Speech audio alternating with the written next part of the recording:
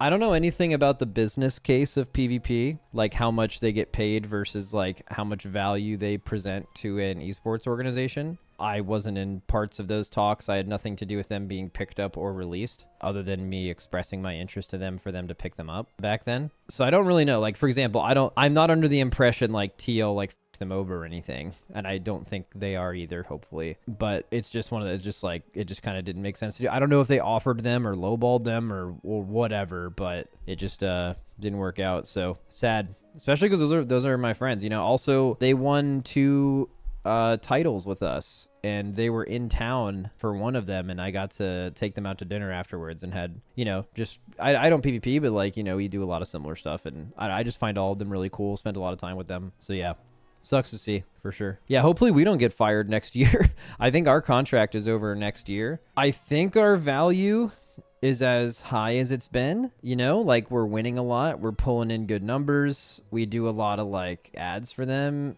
So like, I know we have value and I know the races are profitable. So that would assume that we would get re-signed. But also when we signed with them initially, Team Liquid, esports was in a totally different spot. I believe when we signed with Team Liquid, there was still like VC money actively getting invested into esports. And that was like right when crypto was like going heavy in esports, right? So crypto, while Coinbase is still a sponsor of Team Liquid, like crypto has largely dried up in the esports scene, or especially from what it was before, and VC money has dried up, right? So now you have like the Esports World Cup, which clearly Team Liquid has invested in, especially with like Magnus Carlsen and stuff like that. So I don't know exactly how like the business case stacks up until we really start getting into negotiating for that. Honda wasn't super involved with us, but they might have been like in the future, right? So let's just leave it at this.